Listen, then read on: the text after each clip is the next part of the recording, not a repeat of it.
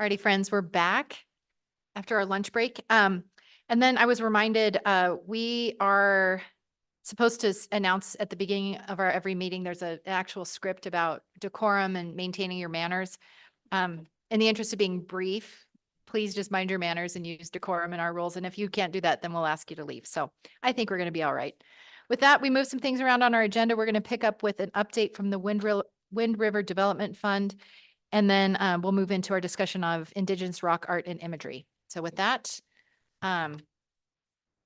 is anyone here to testify about the Wind River Development Fund and the grant update that was received? Yep, come on in. And if you haven't appeared before our committee before, you'll address all questions through me, the chairperson. And then if my colleagues want to ask a question, they'll say, Madam Chair, here's my question. And then I'll call on one of you. And then you'll say, Madam Chair, Representative, and respond to the question that way. It helps with dialogue and just keeping everything orderly. So with that, when you turn on your mic, you wait for the green light to turn on, say your name and the organization you're with, your role with that organization, so we can make it part of our record. Thank you. Well, thank you for your time today. Appreciate it. My name is Paul Huberty, and I'm the Executive Director of the Wind River Development Fund. My name is Erica Yarber, and I'm the Director of Business Development for the Wind River Development Fund. Good morning. I'm Lisa Wagner. I'm the CFO for Wind River Development Fund.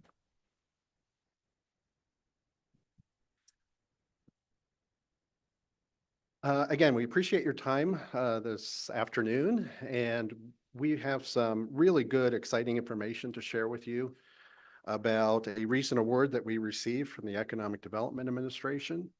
And I'm going to provide just a little bit of background on how we got to this point, and then Eric is going to talk about the specific projects that are funded, and then Lisa is going to talk about just growing our capacity to make sure we're successful. So about a year ago, we heard about a new project, a new program from the EDA called the Recompete Pilot Program. Recompete is a competitive program for economic development funds, and what they were dangling as a carrot was 4 to 8 national awards ranging between $20 and $50 million each. And so that caught our attention, and we began to think about applying to this program. And so we got a group of people together to think about what would be possible on the reservation here, because in the entire state of Wyoming, only the reservation and Fremont County were eligible to apply to this program. And so we got a group together and we started thinking about how we could put an application for phase 1. Like some of the other EDA programs, this is a 2-phase competition. So you submit your phase 1 application, and if you're selected, you get to then compete or recompete for phase 2. So also in phase 1, we could apply for a planning grant, we could put in an application for recompete, or we could do both. And we did both. And so we got our application in October, and right before Christmas, we were notified that not only did we get a $400,000 planning grant, but we also were named one of 22 finalists in the country for phase 2. So that was a great Christmas gift for all of us, but then all of that wore off on January 2nd because we knew we had a tremendous amount of work to get accomplished by the phase 2 application deadline of April 25th, which just so happened to be my birthday. So I knew it was going to be a good day. And so we got a group of 25 to 30 different organizations together, both locally, regionally, and nationally, to really begin putting together this very large phase 2 application. We had architects and engineers, we had consultants, we had grant writers, we had a lot of what ended up being our co-applicants in the process. And we put together our phase 2 application. In total, it was 54 pages of written narrative, over 30 different budget items, plus all of the federal documents that are required. And we got that submitted one day early on April 24th. We requested a total of $47 million to support the projects that we had proposed. And from there on, we crossed our fingers and said a few prayers. Between the end of April and July, EDA kept reaching out to us, asking us for additional information, asking more questions. They wanted to meet our leadership team, as well as the co-applicant leaders that were part of this process. So we took that as a very good signal that they were very interested in our application. And so we found out in early July, we had to keep this secret until August 5th when the EDA did their national announcement, but we have been selected as one of 6 awardees in the country. And we will, on behalf of our organization and our 4 co-applicants, will receive $36 million over the next 5 years. And that supports a range of projects that we're very happy to talk about. And I'm going to turn it over to Erica, and she's going to tell you about those. Yeah, so, okay, thank you. So it's like Paul was saying, this is just super exciting for us as a Wind River Development Fund. Not sure if you know of who we are as an organization, but we are the only and best native CDFI in the state of Wyoming. So we're a community development financial institution. So our job is actually to access capital and get that out in the form of loans to generate economic development on the reservation. So we see this as a huge part of our job when it comes to economic development, and we're really proud of all the leaders we pulled to the table and the projects that were proposed as a coalition, as a community, not just for the reservation, but for Fremont County and our whole entire state. So I'm just going to go over these projects really quickly, and these were decided by all of our co-applicants. So technically, the Wind River Development Fund, we don't have a specific project for us. We don't have a revolving loan fund that we submitted to. We don't have an add-on to this building. We don't have anything that we ourselves are getting from these. It is for the betterment of the reservation and all the leaders that we have brought to the table. So one of the projects that is being funded is actually a cultural preservation and for tourism, and it's for Jason Baldes and the Tribal Buffalo Initiative. If you know Jason, he's been working hard at what he's been doing for decades. And his big dream was having a cultural center and a buffalo center up at his place across from Morton Lake. And so we will be able to provide him with a buffalo center. The next one is actually for tribal fish and game. If you know Art and Wilma, they've been at it for a long time, managing 2.2 million acres with 4 game wardens and 2 support staff. And if you look for Art, he's across the street in a little house right behind the trading post. And so we actually get to build Art and Wilma a tribal fish and game center across from the hot springs. So that is super exciting because they have been phenomenal at engaging our youth. He has a youth program. Wilma has a women's program, and there's a lot of ecotourism also connected to these buildings as well. The next one is developing our human capital through workforce development. Our co-applicant for that is CWC, but we will be offering certain certifications directly here on the reservation at St. Stephen's School and here at Tribal Health. So a CNA certification will be offered, Serve Safe certification, culinary certification in both places through CWC. One thing that I'm really proud of with this project is we've actually put in there some wraparound services, which means that if somebody is obtaining their certification, we can actually pay for childcare, which means that if a grandma's watching or an auntie's watching the children while they're getting their certification, we can supplement that through a childcare voucher along with transportation voucher. So we're really doing our best to eliminate the barriers and help. The certifications that were identified have to do with jobs that are actually needed in Fremont County. So the CNA certification, we did a lot of research on, how many CNA certifications are needed at the Wyoming Life Resource Center, how many at Morningstar Manor, how many are going to be needed at Wind River Cares, the hospital. So we've identified the jobs that are also available during the certifications. Additional certification actually is going to be trail maintenance through CWC, and that will go right into ecotourism with Art Lawson, who has the funding for 156 miles of trail maintenance throughout the reservation. So that one is super exciting. One of the other project is land sovereignty. a lot of people don't understand the issues that we have on the reservation when it comes to land sovereignty. So we have some funding in there to work with both tribes to identify parts of the reservations that they would like to see for economic development. Food sovereignty with CPREP, which is Livy Lewis and her group. They actually have purchased 30 acres of Trout Creek, and they're standing up a demonstration farm. And so some funding will go to her and her group, along with a food bank that is being created, the Sweetgrass Food Lodge here out on the reservation. One of the other projects is actually building a healthier workforce, which we will be through the Doyanatsu, Kelly Webb through Tribal Health, and also David Myers. They are just now going 638 and needed some supplemental funding, and more of a diabetes prevention aspect is what they're going to be, what they propose for that project.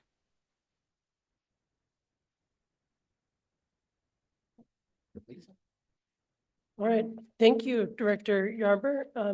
And it's Ms. Wagner, correct? What's your title? Lisa, see ya.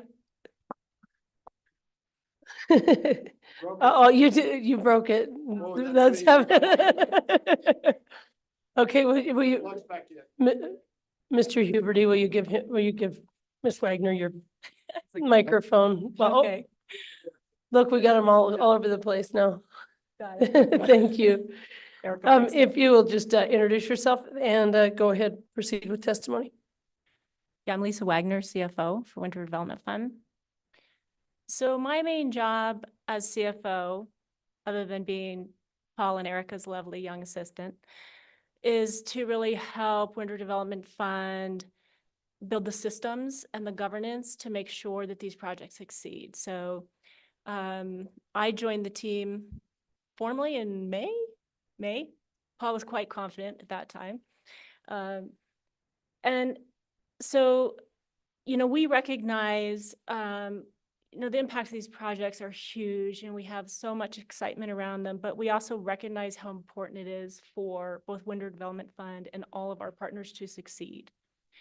And so we're very committed. We have specific funds in these dollars to build governance and systems that will ensure the success. So those mean financial systems, governance of Winter Development Fund, and supporting our partners in those areas as well. And we have the funds to bring on people to help us do that. So we'll be building capacity, adding new staff, and building in systems that we feel confident will help us succeed in these projects. So I think that's really all I have to add. Thank you, Ms. Wagner. And any questions from senators, representatives for Ms. Wagner? All right, we'll go on to Mr. Huberty. Go ahead and proceed with testimony. Yes, I would just like to formally recognize the chair of our board, who is Scott Ratliff, right here. And I don't know Thank if you. Do you want to come up, Scotty?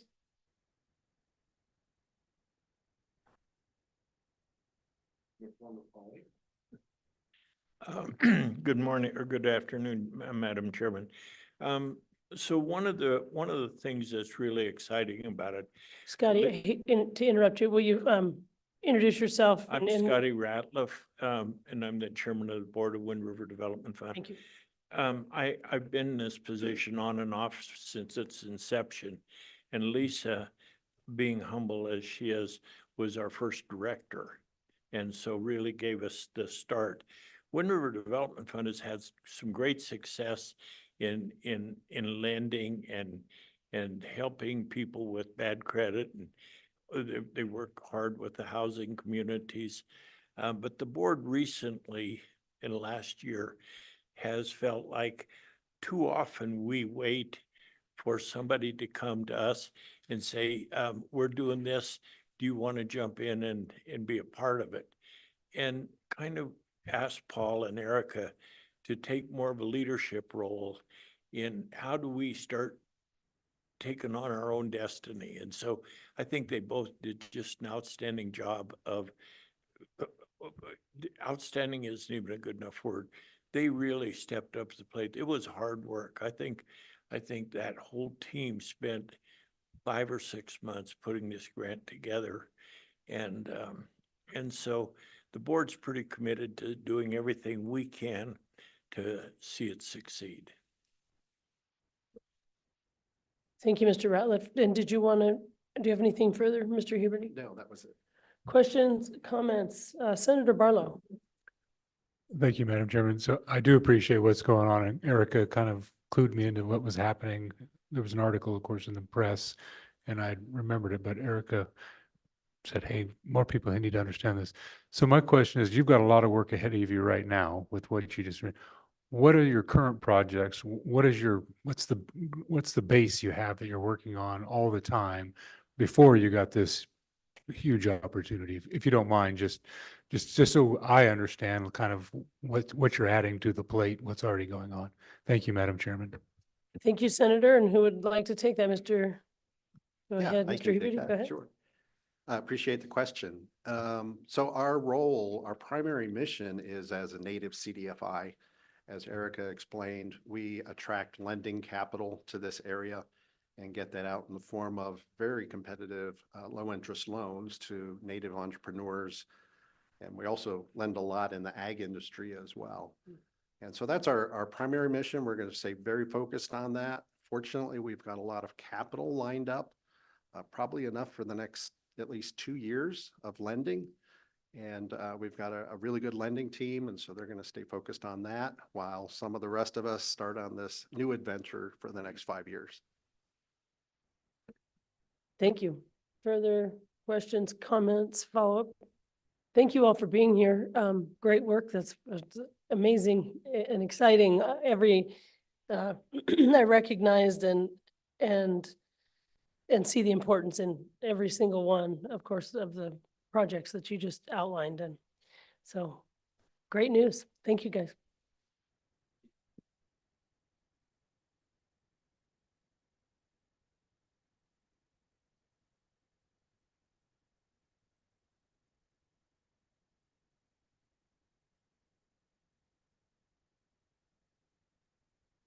Okay, so before we close that out, is there any further public comment as far as that update? Okay, seeing none, we will close that out and I will turn back over the chair to my Madam Co-Chair. All righty, the next item on our agenda is Indigenous rock art imagery.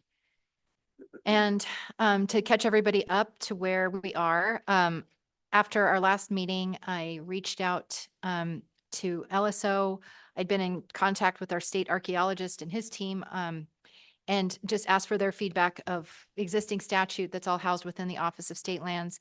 They provided LSO with some language, and I think I circulated that to committee members via email. And so what you have before you is a bill draft. And since that has been out in the public sphere, I did have a conversation with a person who works in private industry, and there are some outstanding questions that still need to be resolved. So as we understand kind of where we're headed, trying to modernize the language that's in this statute that's very old and hasn't been looked at for a long, long time, I do think this bill is not ready for prime time, certainly today. So we'll hear more about that. But we do have another meeting again in November. So I'm glad that it was out in the sphere. We're getting people looking at it, giving us feedback to see if we can add some amendments to get the bill to do what it is we're hoping it can do. So with that, I think we'll have Lily go through the bill. And then we have people from the state archaeologist's office in the audience that can give us some context and explain a little bit more of the details on it. And then we'll take some public comment. So, but I don't suspect that we'll vote on this today. All right, members of the committee and the public, we are now looking at 25 LSO-0160, and it's version 6.6. And so basically what this bill was intended to do, or what the committee asked the LSO to do, was to update 3 statutes that are already within the statutes that govern state lands. And those statutes are 36-1, 114, 115, and 116. Those statutes were originally written in 1935 and used very archaic language. It's as I understand it, it was the intent of the committee to ensure that petroglyphs and pictographs are properly preserved on state land. And so we worked with with state parks and the state archaeologists to come up with language that would be appropriate to update these three statutes. We really did not make significant changes to the actual wording of the statutes other than to provide updated information. So I'll walk you briefly through the bill draft, and then our state archaeologist is here, who can explain much better than I some of these terms and explain how we got to some of this language. So on page, if we're looking at the bill on page 1, line 12, we have 36-1-114. So currently, this statute provides for protection of prehistoric ruins, permits to excavate, and regulations and violations. The language in the current bill includes prehistoric ruins, hieroglyphics, and other ancient markings, and it includes archaeological and paleontological deposits. And it covers both state and federal land. Well, I think the concerns from the state archaeologists is, one, the state doesn't have jurisdiction over federal lands.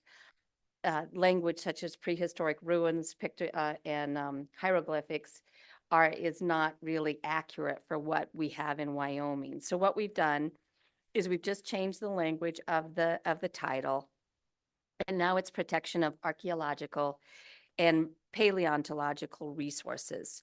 Then if you go to page 2, the 36-1-114 does not define what archaeological or paleontological resource is, and it only addresses excavations. So to ensure that that pictographs and petroglyphs are within this definition, and to update it and take out terms like hieroglyphics, which really have a general referral to Egyptian writings, ancient writings. We defined archaeological resources and also paleontological resource. Where these definitions came from, what we did is we looked at definitions that most other states use. And most other states, I can tell you, do go through SHPO. They go through their state historical office. Our current statutes that deal with state lands provide for make references to the state archaeologists. So there's little bits of differences. So to make it work, we did rely in general on the federal definitions of archaeological and paleontological resources, but then we added with the help of Dr. Pelton, we added what actually applies to Wyoming. And so that includes stone tools, bottles, and other historic artifacts. But in general, these are just, we use the federal definitions because they're tested already. Then investigate, what we did here is currently in 36-1-114, it provides that any excavation will require a permit. So what we did is, again, relying on statutes from other states, we use the word investigation to define different ways in which you could disturb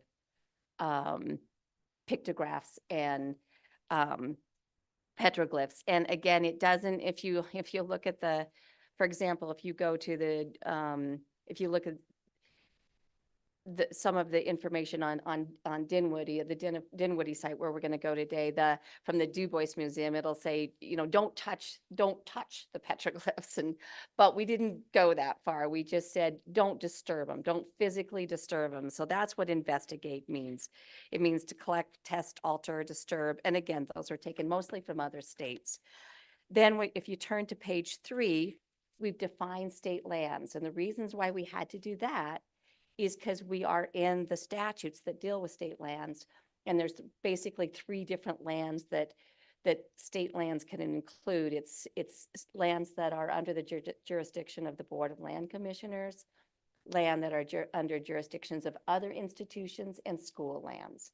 So just to conform to these statutes, we said state lands means all three of those entities. And so then if we go to page 3, line 8, we really have not made any changes other than what I just told you. And it just says that no person shall investigate. So that means no person can disturb the petroglyphs and the pictographs without a permit from the Board of Land Commissioners. And this is where we did change it. And this is what I think that there was never in the statutes before, or a different entity that may have jurisdiction over state lands. So apparently, and again, I'm going to turn it over to Dr. Pelton, but for example, a lot of these, I think a lot of these sites are on game and fish land, or land that the game and fish has jurisdiction over. So basically, the permission would have to come from whichever state entity has jurisdiction over those lands, that you would have to request a permit. But again, you had to request a permit already.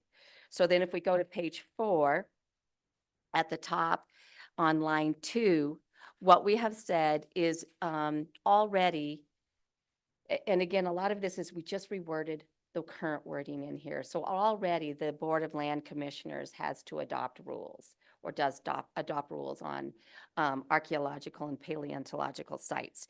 Here, it just provides that both the Board of Land Commissioners will adopt rules, as well as any other entity that has jurisdiction over these sites. These are state entities, and that they will all consult with the state archaeologists. And this is one thing that it was never clear before who the board, well, I shouldn't say that. The Board of Land Commissioners rules all provide for, in all their different types of mining, provide for consulting with either SHPO or the state archaeologist. And again, they can clarify better what the actual requirements are, but they're very limited.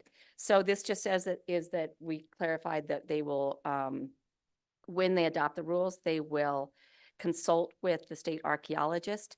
And that also, and I'm sorry, I switched these around. On line 9 is where they adopt the rules.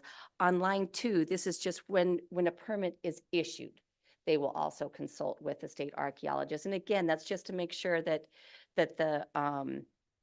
there is actually that for pictographs, and you'll see in the next, as I go along with this bill, it's just to ensure that the state archaeologist continues and will be able to survey the pictographs and continue to update those surveys as if new sites are found.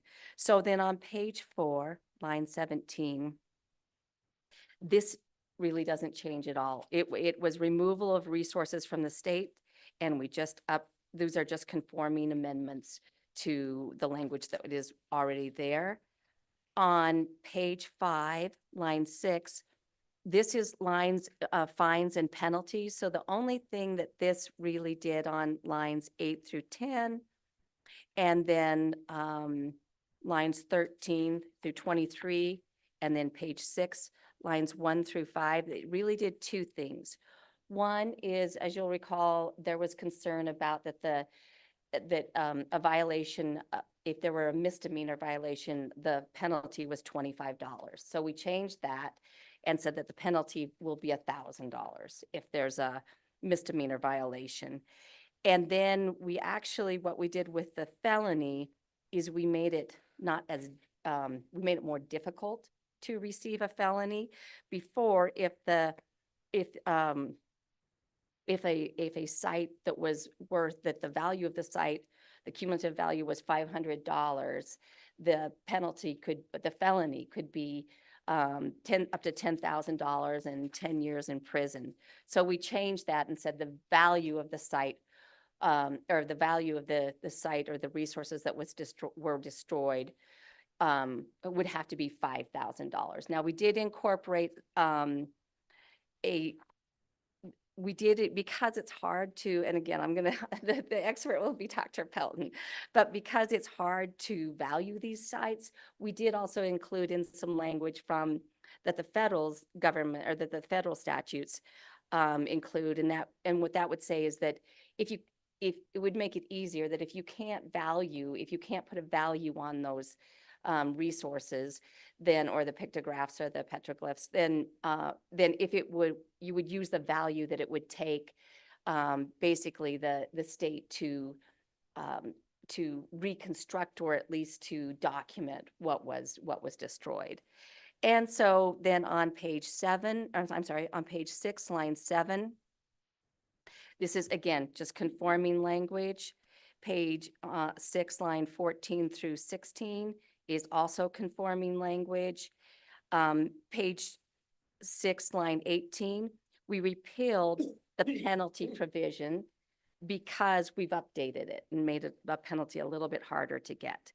And then finally, this last section is just really for the benefit of the committee to, one of the issues and the concerns that you had is the fact that that the state doesn't have a, basically, we don't have a formal documentation and survey of the petroglyphs and pictographs on state lands. So we worked with the state archaeologist, and he can testify and explain this more, but it would cost approximately $263,000 to survey and document all the pictographs and petroglyphs on state lands. And that's what the last section 3 is. Thank you. Questions about the drafting? Perfect. For those who just walked in, we were talking about this bill. I indicated that I think there are a number of amendments and things that need to be talked about, so we're not going to take action on it today. But if you have concerns, ideas for amendments, we're going to try and keep working this as much as we can. So for our final meeting, maybe we'll have another draft to look at. With that, we've got the state archaeologist and SHPO in the office, or in the room, and so we'll hear from them first.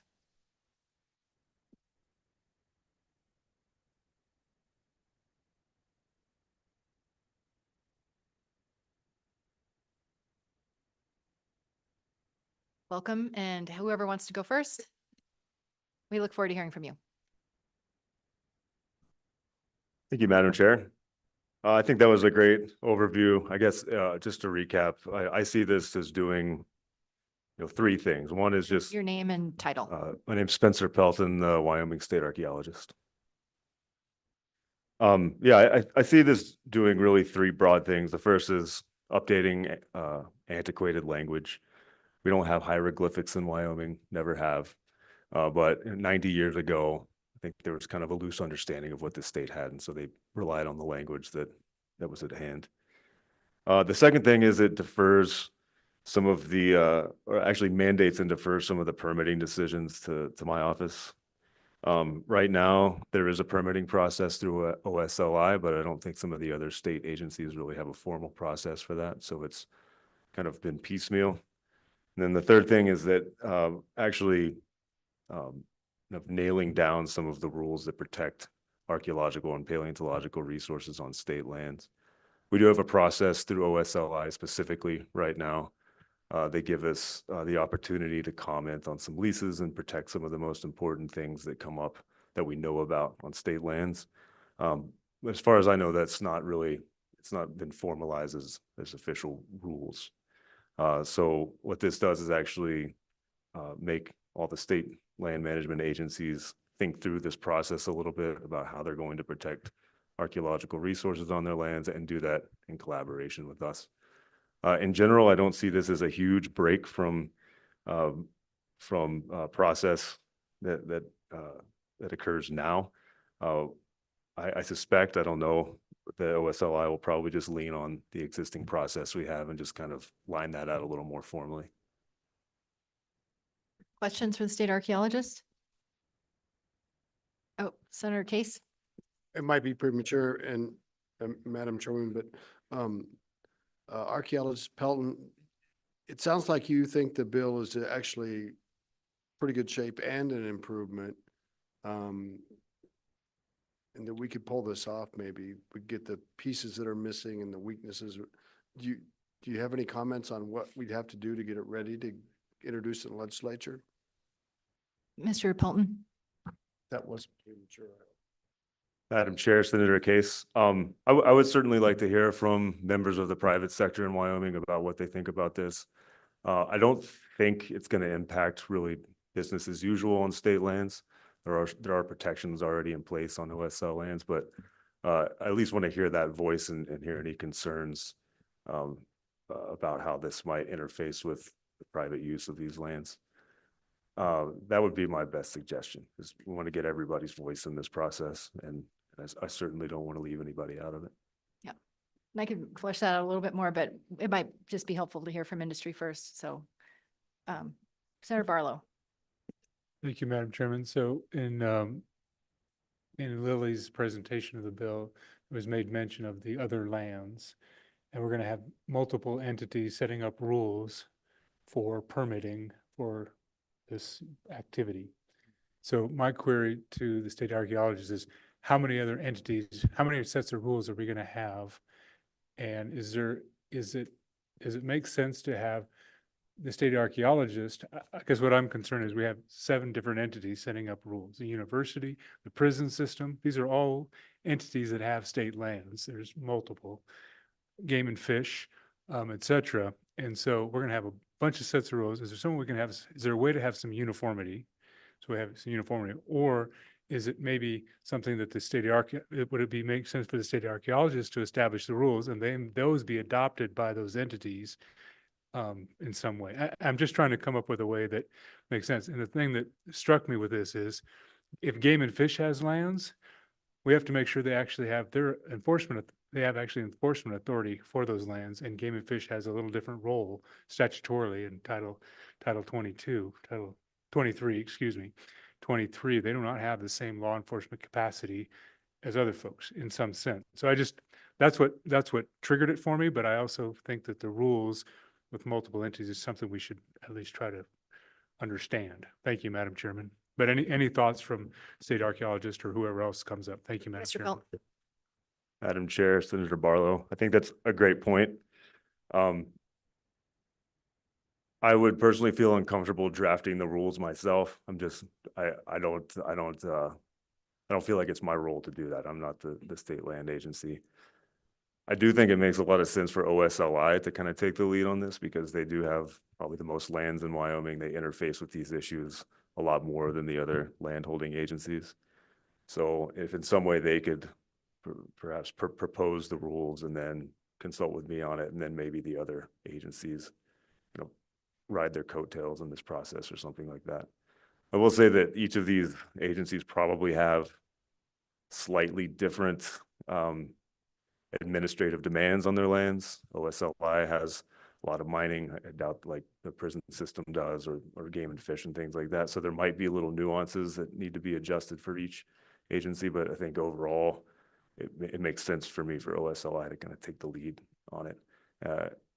In addition, they've already gone through this process with me and with the SHPO in protecting some of the things on their land. So they get it, and they've gone through the permitting process and kind of aware of all the issues. Any other questions for the state archaeologist? If not, then we've got Brian Beatles from SHPO. Thank you. I'm Brian Beatles. I'm the Deputy State Historic Preservation Officer. And I agree with everything that Dr. Pelton has stated. From my office's point of view, a lot of what we were focusing on was the last part of this bill, with the survey and documentation of the pictographs and petroglyphs on the state lands. And I think we wanted to point out that that's a large project. I mean, it's probably a multi-year project to do that, to get people out there to document these sites. And even past that field work, there's the additional step of bringing that information into our office, where my staff then enters it into our database. So then it can then be available for future purposes of research or protection of those sites. And so that step in and of itself, just to protect my staff and being able to have the time they do, that's, in that data input is probably a 6 month to 1 year kind of process to do that as well. But but I do think it's an important thing. I think we probably have some discussions on, the scope of that project, if we're going to focus on sites that we already know are there, or if it's going to be a more broad scope of seeking out. There may be more sites that we don't know about yet.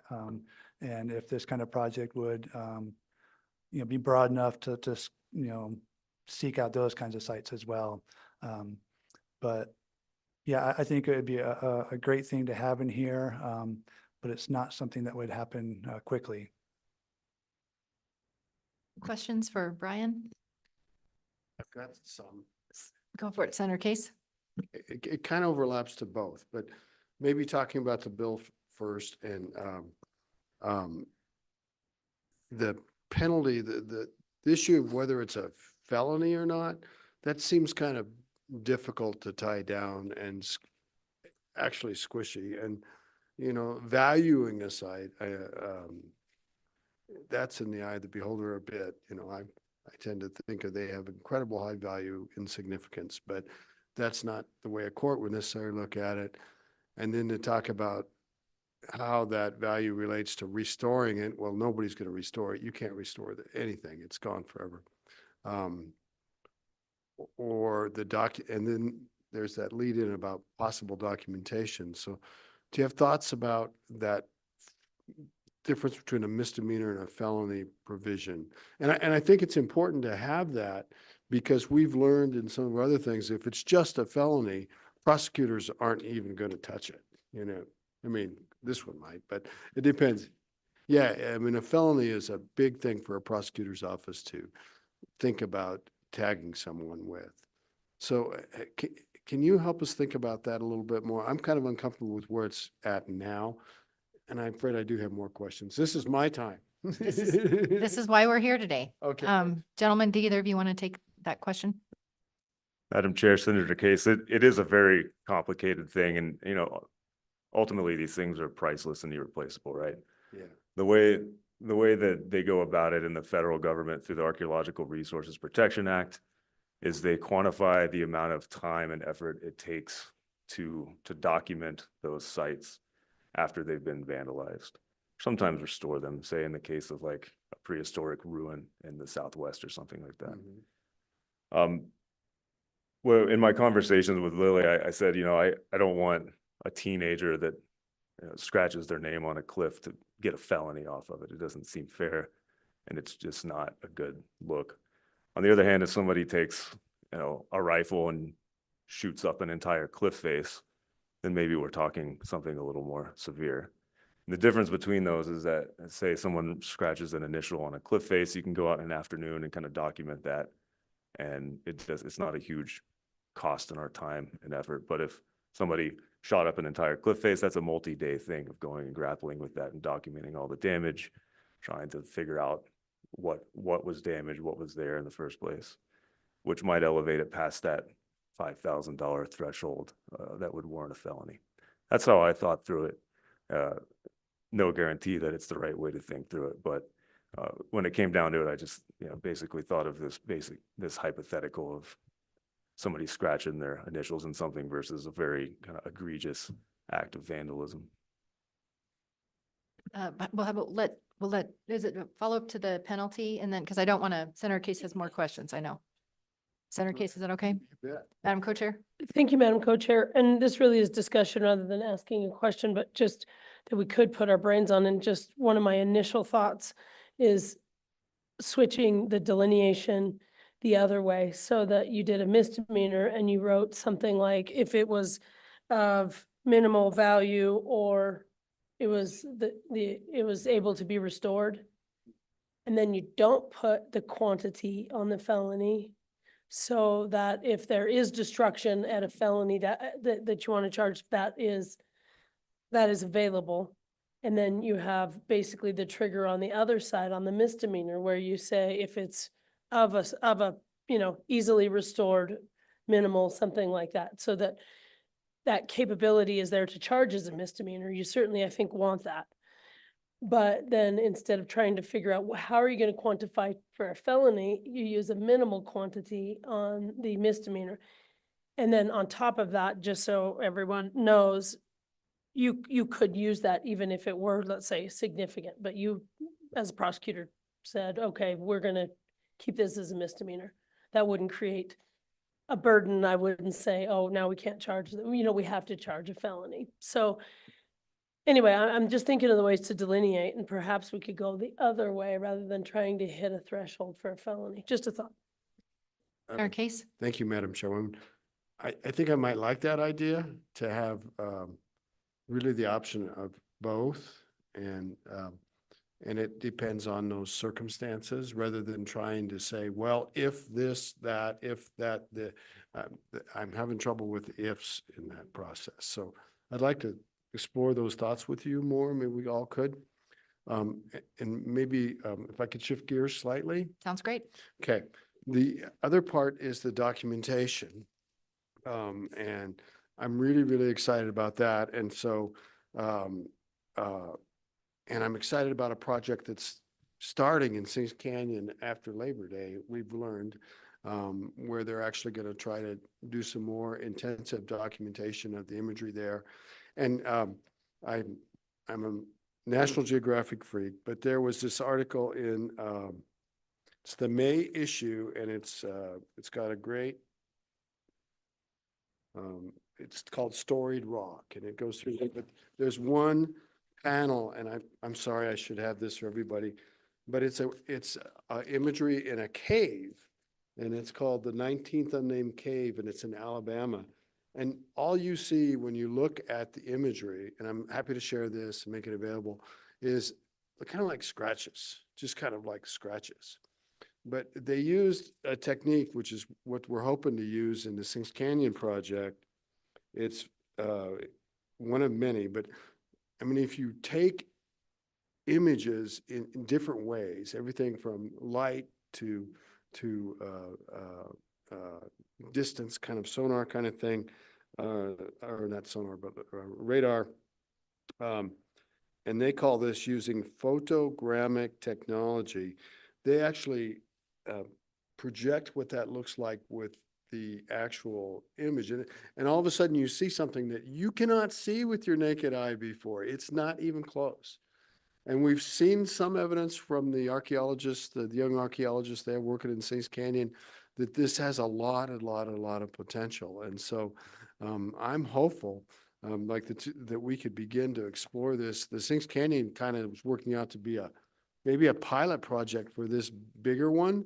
And I don't know if 250,000, that sounds like not enough money to me, but this is incredibly valuable information, because now if something happens to that, and something probably will happen to the original image, either naturally or unfortunately due to carelessness or willfulness on the part of our friends in the universe. But if we had the imagery, we could still tell the story and share the story. So that comes to that. I was hoping to get an update on the Sings Canyon project, and they responded and said they're not even going to start till after Labor Day, if I recall, but they're excited about it. So where I'm going at, I don't think that $250,000, that sounds like that's kind of a pilot project for the state lands and not enough to get the job done, not according to how we might want to do it. And that's the first question. And then the second question is whether these are going to be public records or not. And I think one of the best ways to protect this art is to not really make it publicly available. And so I think it needs to be documented, but maybe not be a public record. So I think we should put in explicitly that this stuff should not be public records in this section. But any comments on that diatribe? I'm sorry. Gentlemen, good luck. Well, I'm excited. Thank you, Madam. Madam Chair, Senator Case, I'll speak to the cost estimate, and then maybe Brian can speak to the public records aspect of this.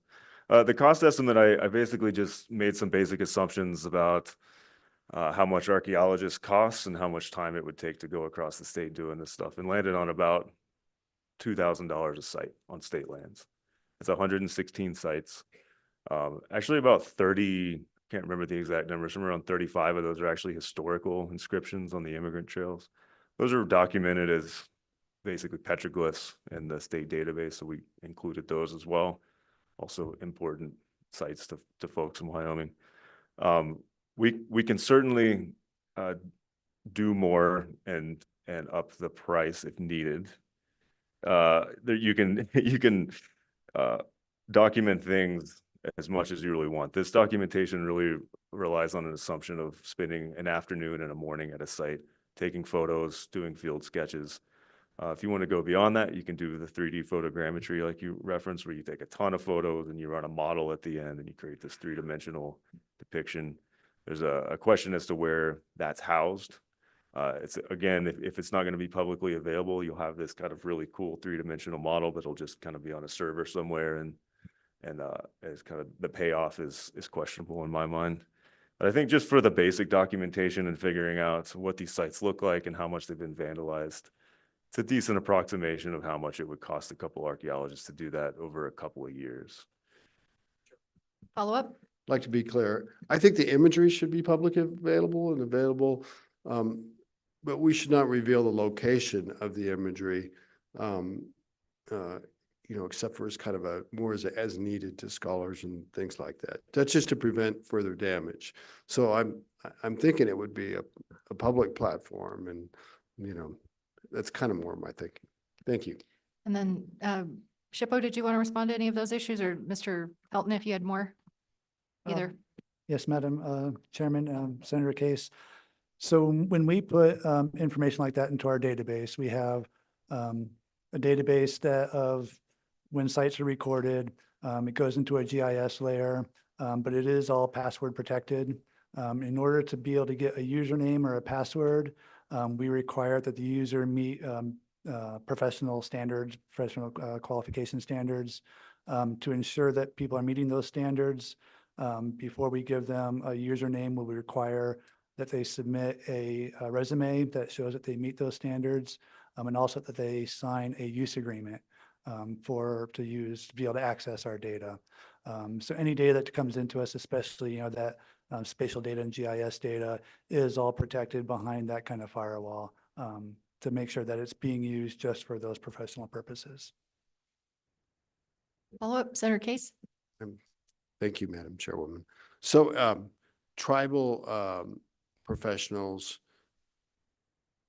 that I don't know that they necessarily would be certified the same way, but they would have access to your database, right?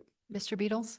Well, we don't keep information on the reservation, but off reservation, the Tribal Historic Preservation Office would be able to access the information. Further questions? Senator Case? The only final thing is, has anybody talked to you about the Sinks Canyon project? Have you connected on that, either one of you? Either Dr. Pelton, Mr. Beatles? Madam Chair, Senator Case, yes, I've talked to the folks over at Sinks Canyon about that project, and we were asked to provide a cost estimate for the software that's used to produce those 3D photogrammetry models. Yeah. So we sent that along. We had that software for a while. I don't know why it disappeared, but I suspect it's because it was Russian software, and I think the university, it was running through a university computer and they discontinued access to it. But we provided an estimate from another company out of Canada that should work. Okay. I should follow up and say, if you are interested in a public facing aspect of this, where you could actually see the imagery, see these 3D models, there are public facing platforms that host those sort of things. We use it for instance, we've been working with the Vor Buffalo Jump a lot, and we've scanned a bunch of skulls and other artifacts from that site in three-dimensional models. Those are publicly hosted now through the University of Wyoming Library. And if you all are interested in that sort of public facing aspect to this, we could certainly revisit that and kind of revise some cost estimates for what it would take to build those models and host them publicly. Madam Chairwoman, have you been to the DeVore site? Yes, I have. It is the coolest site. It's more up in your neck of the woods. That's very cool. Yeah. Okay. Thank you, Madam Chairwoman. I can stand down. Okay. Senator Barlow, did you have any questions? Yes, ma'am. Thank you, Madam Chairman. So my question is, in the bill draft, I'm just looking at page 4 particularly, about this rulemaking, consult with the state archaeologist before issuing a permit. And my question is, should the State Historic Preservation Office be included in that consultation in some way? That's all. Thank you, Madam Chairman. Gentlemen? Madam Chair, Senator Barlow, I'm agnostic on that point. I think really I'm in there because I was already in there, and I'm happy to fulfill that role. But I'll let Brian speak to what their role should be. Yeah, I'm fairly undecided on that either. I mean, we have a good working relationship between our offices, so I think if there is anything that is contentious or something that came up as a question, I think we'd be having those discussions anyway between our offices. But having said that, I would not be opposed to having SHPO included in there. Further questions? Senator Barlow? Thank you, Madam Chairman. So I think SHPO already does do reviews and different things for certain types of permitting.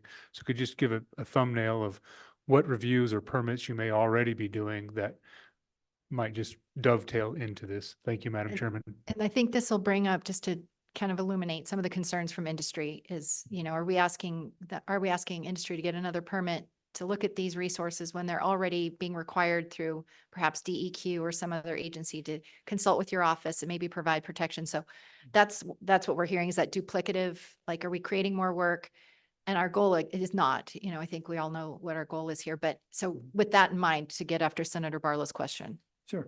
Madam Chairwoman, Senator Barlow. So the majority of what our office does when it comes to, permitting is under the National Historic Preservation Act. Any project that has a federal permit or federal funding or a federal license has to be reviewed for its effect on cultural resources. So when there's a project that meets those parameters, we'll get a report either from a consultant or from the federal agency. Sometimes it comes, depending on the agency, it comes from the project proponent. And we review those reports. We, look at, how it's going to affect either directly or possibly the setting or something like that to historic resources that are known in the area. And when we define historic resources, we're including prehistoric resources in that definition. For projects that don't have that federal nexus, we do sometimes get requests for what our recommendation would be.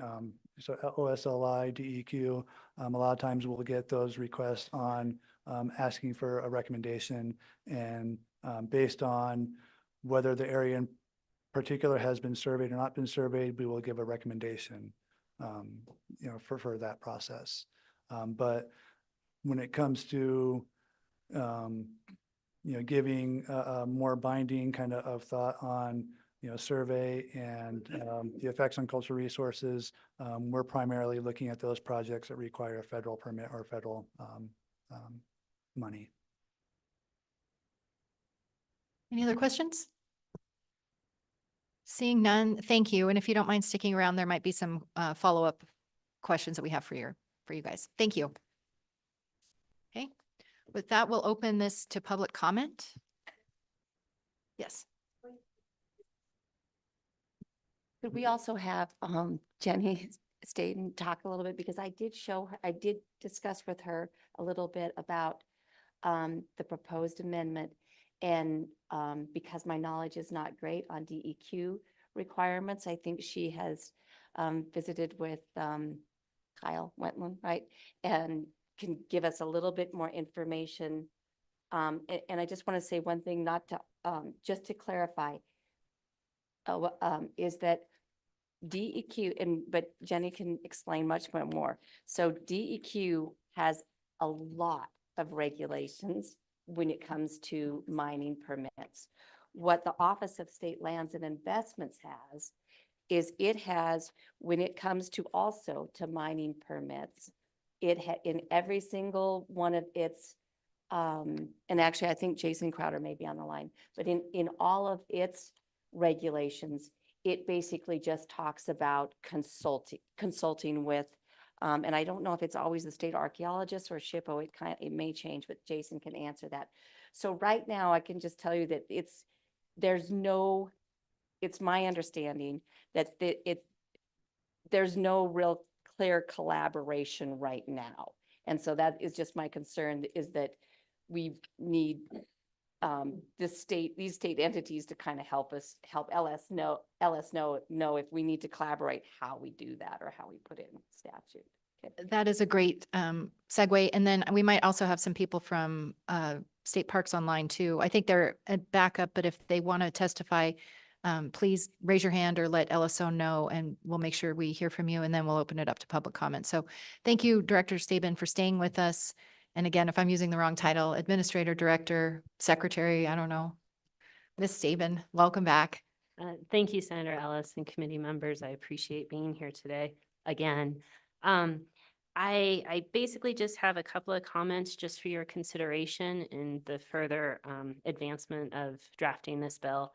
The first one being, if there's ever an exception where a permit to mine on state lands would, once that's issued, if that were to be served as an exemption from any requirement of state lands or requirement of this bill in particular, it is likely to conflate jurisdictional authority between the Department of Environmental Quality and state lands. So again, if someone is issued a mining permit on state lands from DEQ, that is a very separate jurisdiction than what would potentially be requirements under this bill regarding archaeological resources. My other comment is any clarification in archaeological resources, the more clarified and identified as those resources could be, obviously would be the better. It would provide a clear path to industry as well as an understanding of what would be regulated. And one question that has popped up in calls to DEQ recently is if, especially in light of petroglyphs and pictographs, would that also include protection of the view shed of those items? Those are the two highlighted points that I have just for your consideration in the further drafting of this bill. Okay. Questions for Ms. Staben? I appreciate you raising these because I think the clearer we can make it, the better. And these are things that we still need to sort through, I think, a little bit in the bill to kind of think through it all a bit. My understanding is the protection of view shed might come from some of the federal requirements that are out there. Yes, it's my understanding that typically that does come from some of the federal bills, but it is a question, I believe, within some industry folks right now, if that is something that would be added or expected through this bill. Okay, thank you for that. In just committee, I don't think when we were writing this bill, we were contemplating that. We were actively thinking about people doing damage to the actual petroglyph or pictograph, not to a view shed. But I understand the concern because that is something that the feds look at when they're doing some of their NEPA planning documents and things of that nature. So any questions? Just looking online. And then, we've got Mr. Crowder from Office of State Lands on the Zoom. So with that, if you don't mind hanging out a little bit in case we have more questions, but we'll hear from State Lands next. Thank you. Thank you.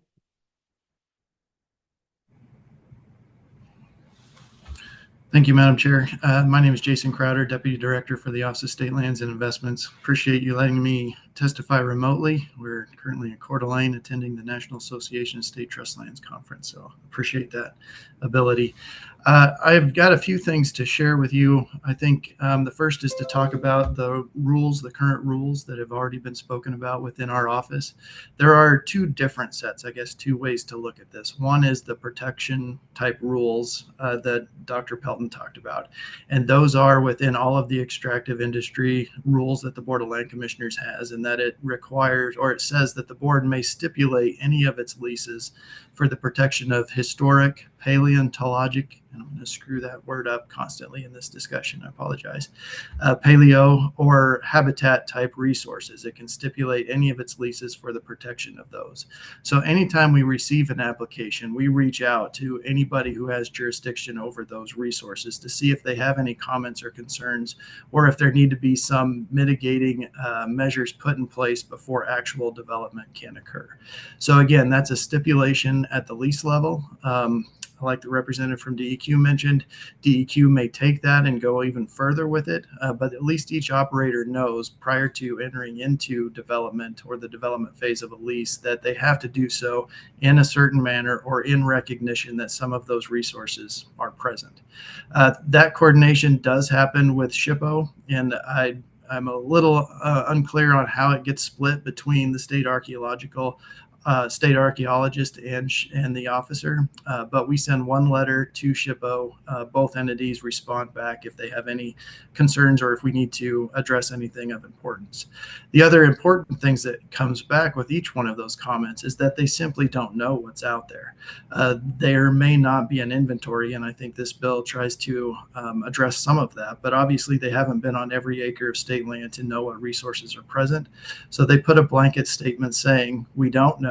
However, if there are items of interest or concern that are found during development, we expect you to cease operations and contact either the state archaeologist or SHPO office, or even the state geologist, just to see what mitigating measures could be done. But again, that's a requirement as a stipulation to the lease that they stop those operations when they find those things, more from a protection standpoint.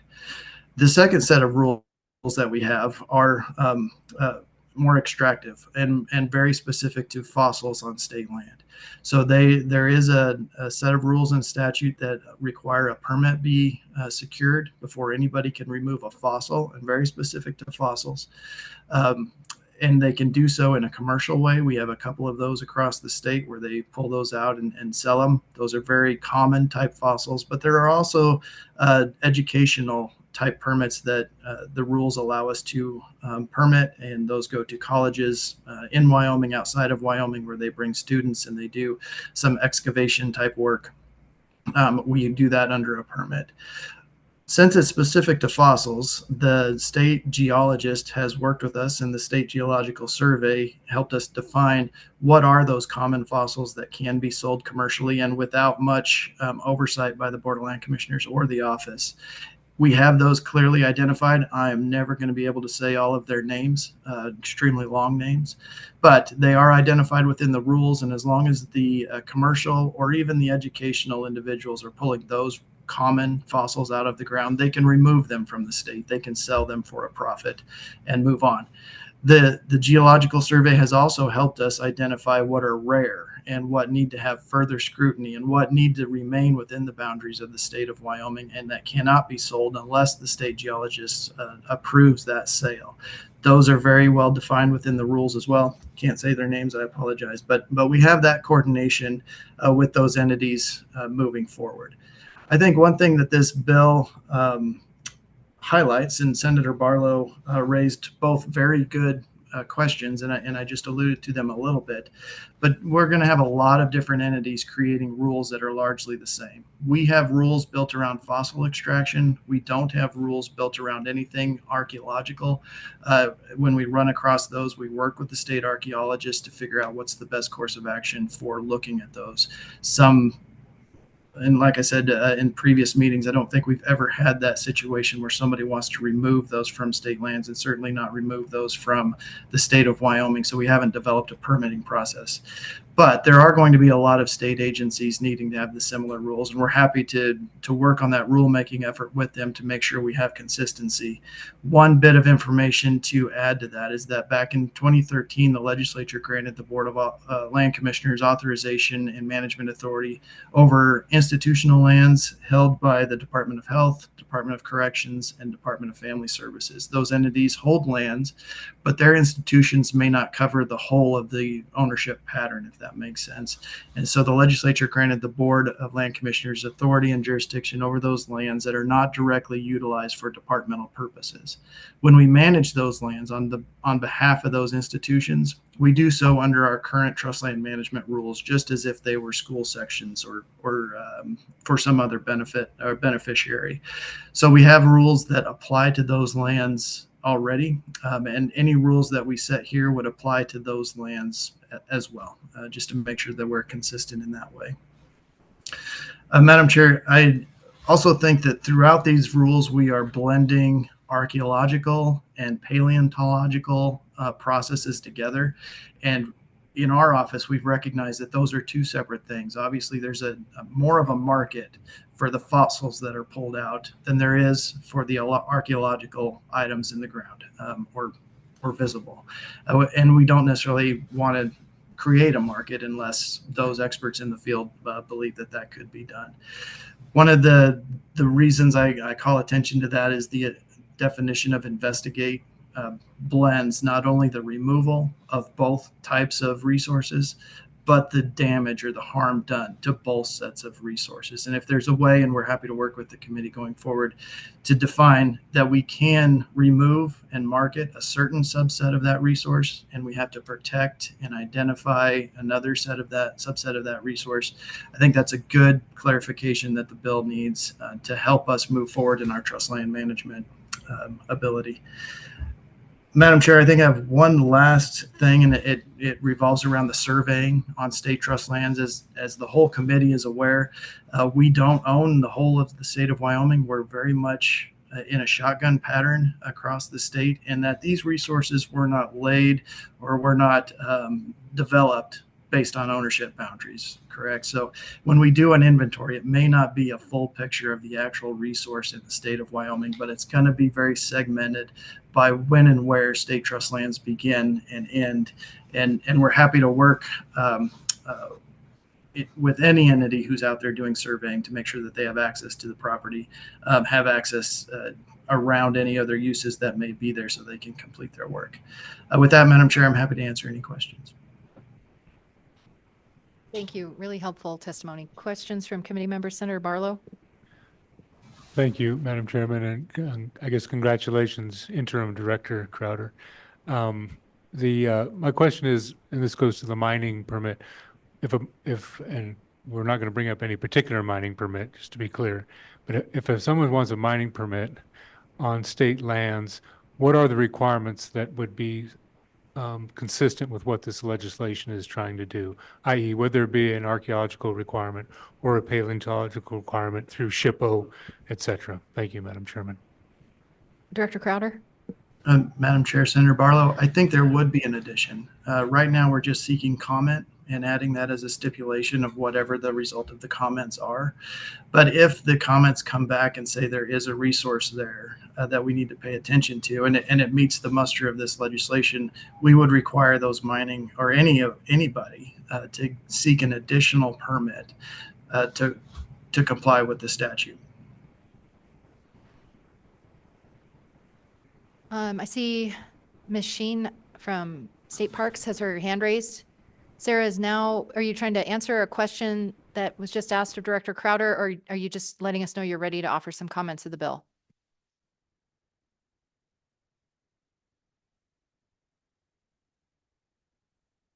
Oh, microphone.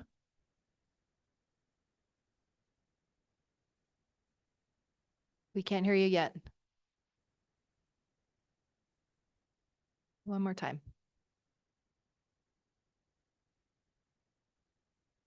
We can't hear you. Okay. We'll continue to talk about this. Any more questions for Director Crowder from the committee?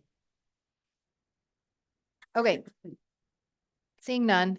Madam Chairman, we yes. also have Crystal Seabaring from the Northern Arapahoe Historic Preservation Office and Nick Nylon from State Parks to provide comment on the bills. Okay, if Mr. Nylon would like to be admitted and speak, and then we'll move into tribal comment, and we'll hear from any council members who want to go first. And then if there are none, then we'll go to Ms. Seabaring online. Oh, in person. Yes, we were getting there. We're working through it. Mr. Nalon. Good afternoon, Madam Chairman. Nick Nealon, Deputy Director, State Parks and Cultural Resources. Just wanted to take, excuse me, I just want to take a second to address Senator Case's question about the Sinks Canyon project. We are still on pace to start that sometime after Labor Day. We tentatively have it scheduled for the photography to take place the last week of September, first week of October. We're still looking for, we're trying to identify a funding source for the software that Dr. Pelton mentioned earlier.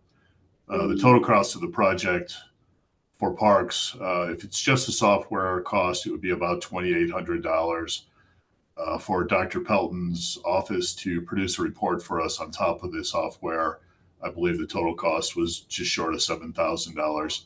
And I believe that would be the preferred outcome. So I'd be happy to answer any other questions you might have, Senator. Okay, thank you. Questions for Mr. Nealon? I just want to thank the director and thank you very much and look very much looking forward to this and seeing where we could take this. And I do think of it as kind of a pilot project for more work around the state. So I'm excited, and you have those two great young archaeologists working for you in Sinks Canyon, and what an opportunity. And there's a local nonprofit group that also is contributing to this effort. So I think some members of that are here today, and what a great partnership. Thank you. Good job. There you go. Madam Chairman, the Senator Case, so we're very excited as well. Thank you. Awesome. Any other questions for Mr. Nealon? Okay, seeing none. We'll now take public comment. Is there anyone from Arapahoe Tribal Government or Eastern Shoshone Tribal Government that would like to speak? I know we have got a Tribal Historic Preservation Officer. Please welcome to the dais. And I apologize, I didn't see you behind the previous speaker who was sitting there. So please, if you have any comments, you're welcome to.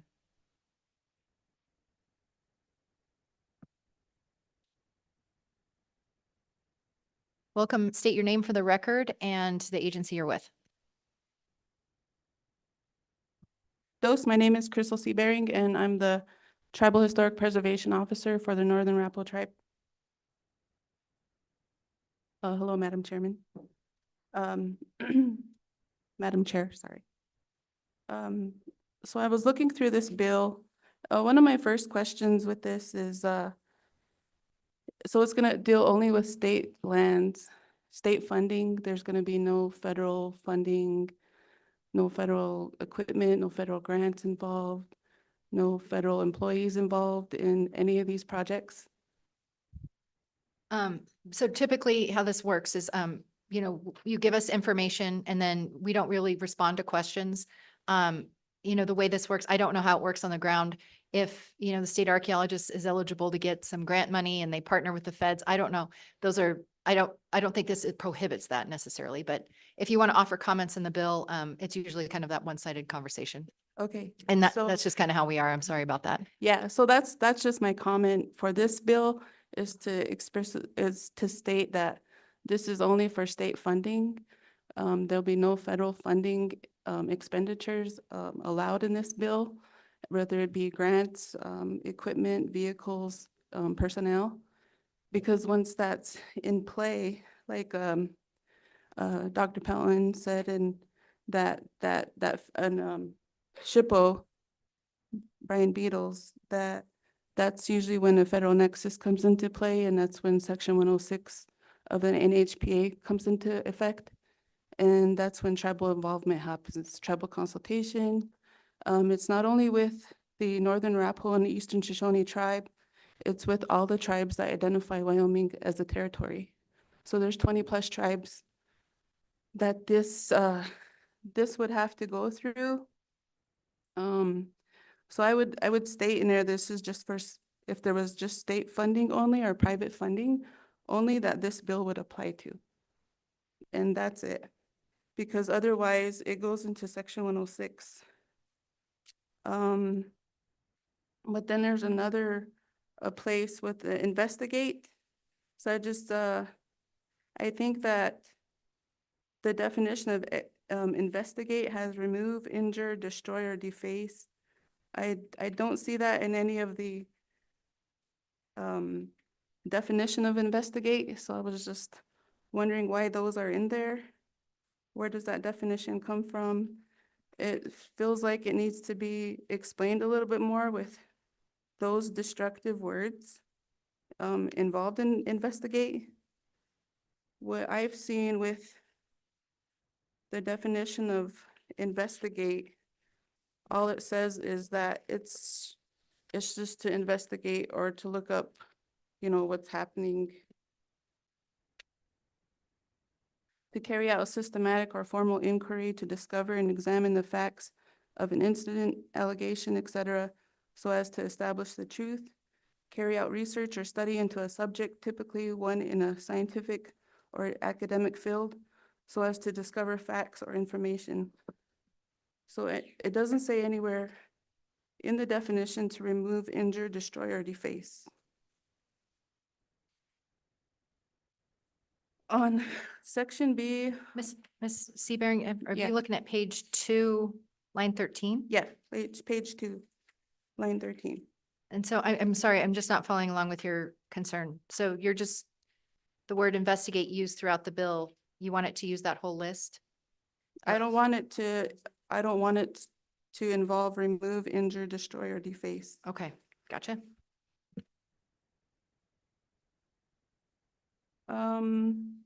So in page 3,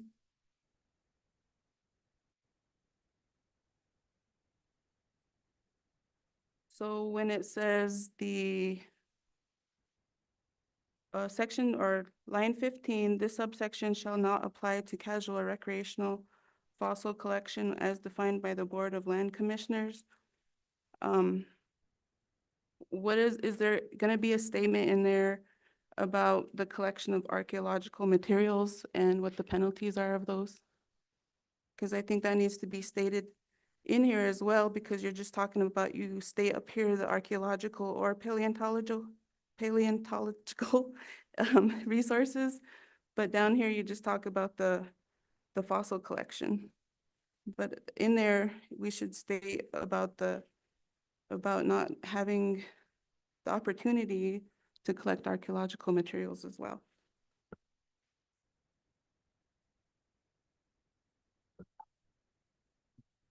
Senator Case? Not to interrupt your testimony, but we had a separate bill on those kind of materials previously, right? This wouldn't get rid of that, I assume. It doesn't supersede that bill remains. We all worked very hard on that bill. Yeah. Your lead. So you could, 2017, 18. Mhm. Been a while. Time flies when you're having fun. It was a while ago. Please, sorry for the okay. sidebar there. Please continue with your comments. So on page 5, line 2 and 3 and 4, where it says the archaeological or paleontological resource may be required to forever remain the property of the state of Wyoming. I know that if these materials are sent to UW to the federal repository, NAGPRA comes into play, and that's a federal law. And so I think that should change about the forever remain the property, but maybe temporarily remain until we figure out the jurisdiction if it applies under NAGPRA.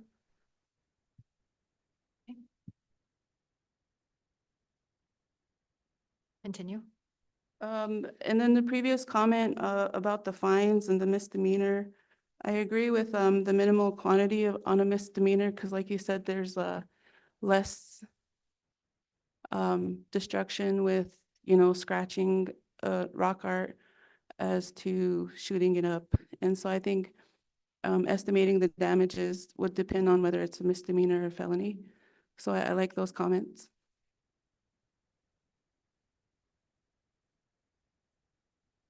Another part of it where in the definition for the ACHP on tribal consultations. So it says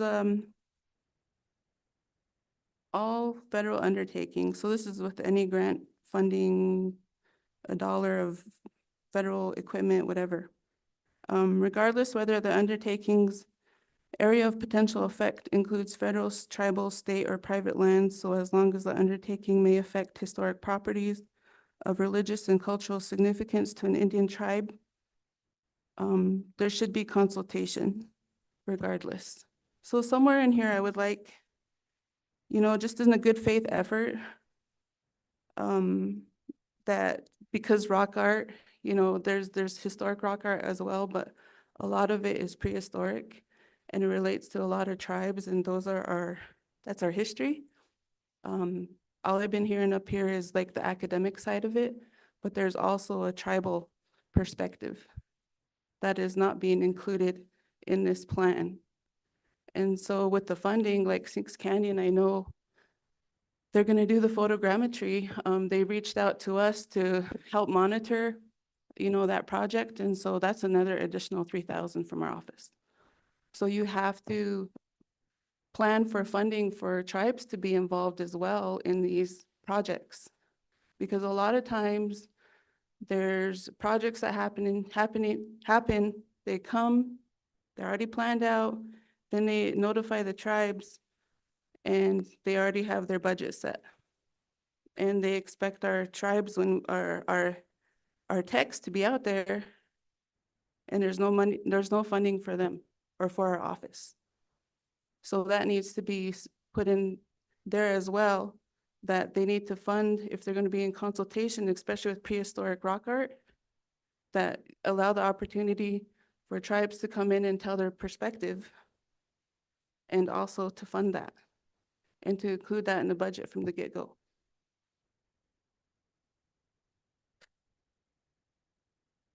And the last thing I would like to say is the data. There's a big push for data sovereignty, especially with, a lot of our sites and stories. There's times and places that you tell these stories, there's gender protocols within these stories who can hear them. It's not for public, like you said, public access. Sometimes a woman can't hear it, a man can't hear it. There's just different stipulations in telling those stories. And so with this data that is gathered, that information should be kept with the tribal historic preservation officers. They should be in our office. I do have access to the SHPO website. I am qualified under the professional quality standards to access that website. So I do have access to our reservation files as well. But in terms of where that data is going to be stored, I would like that in all those reports, whatever the cultural resource inventory is for tribal histories, rock art, anything like that, that it needs to come to our office to be stored. And that should be included in there as well.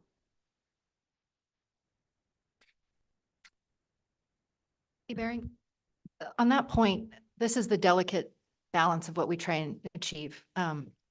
We can't dictate the Tribal Historic Preservation Office shall be the custodians of that just because we don't have jurisdiction. So, I completely understand what you're saying, but like through our lens, we're always trying to be respectful of your sovereignty, and being respectful of the tribe's sovereignty means we can't tell you what to do. And so we're kind of in a tough situation when I hear a comment like that. I don't know how we address that in the bill. Because if we say then it shall be stored there, then we're putting an obligation on you when we don't have the authority to. So that's you see my conundrum, like that's something, it's hard for us to tell because we don't want to, that's overstep. So do you have So you say it can be shared with the TIPOs? Yes, absolutely. We can say language like that for sure. Yes. Okay. If you can do that, that'd be great. No, and this bill, like I said, friends, I told you it will need some work, and I think we're hearing it all. And part of that challenge is because we have statutes right now that functionally use the word hieroglyphics when we don't have those in the state, right? These have not been looked at and updated. So it's a process to get there. It's a process to understand how these agencies work together and share data. I can tell you, this bill originated out of concern that, people are defacing rock imagery. At least from my perspective, our goal is not to provide fewer protections than what NAGPR provides than what obligation to consult under National Historic Preservation Act 106 provide. That, and I speak, if anyone disagrees with me, that all, in my view, is to remain intact. So, we can definitely add language in here that said, if there's a more rigorous requirement through federal law, this is the floor, not the ceiling. This doesn't replace any of that. So Okay. we've been in touch with LSO and we'll get there on kind of trying to hopefully add some language so that that's clearer. But it's tricky. This is a tricky area. And Madam Senator Chairwoman, Case. yeah, and we're trying to reach a way where everybody, we protect the imagery. We learn from the imagery to the extent we can. We share the imagery and we respect tribal within our state and all tribes of relevance to their culture and history of the imagery. And it's the most difficult thing in the world to try to move it forward, but it's where we want to be. And I commend the chairwoman for, helping to bring this along with the previous bills. And it's a huge lift, big job, but on the other hand, this art is fragile, right? This imagery is fragile, and it's not in a decade, some of it will be gone and more will be defaced. And so we need to do this for all our people. So I hope we can work together on it and be positive and contributory to it. Yeah, thank you, Senator Case. I agree. I believe that it's a good step forward. I'm all for the photogrammetry documentation. I think that's really good, a good step forward in preserving a lot of, what's being eroded or due to the environment. But what I would like to see more is tribal involvement from other tribes to be able to see those. And that's the whole basis of our office, is to allow our tribal members to have access to those and to go visit those and to reconnect to the land and to our history and our culture that we have been disconnected from for 150 years. And so we need to allow those opportunities for our tribal members to go see those, to hear the stories and tell the stories.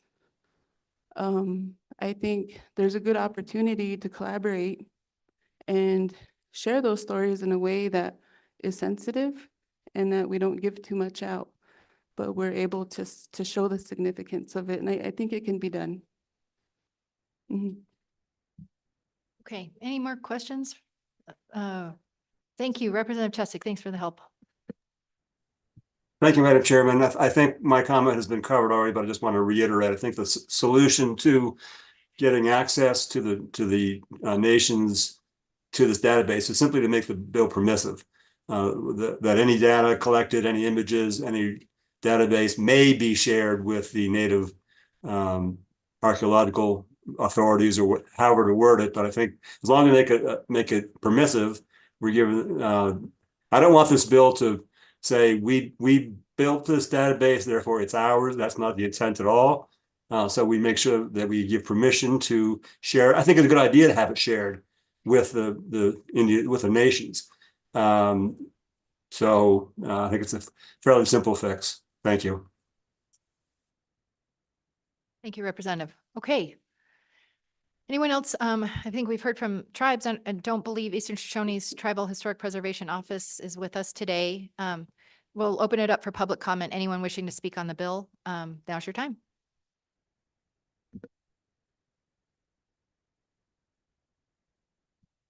Hello, Chairman. Ellis Joe Sylvester, Wild Bend. Mr. Sylvester, before you start, I'm sorry to interrupt you.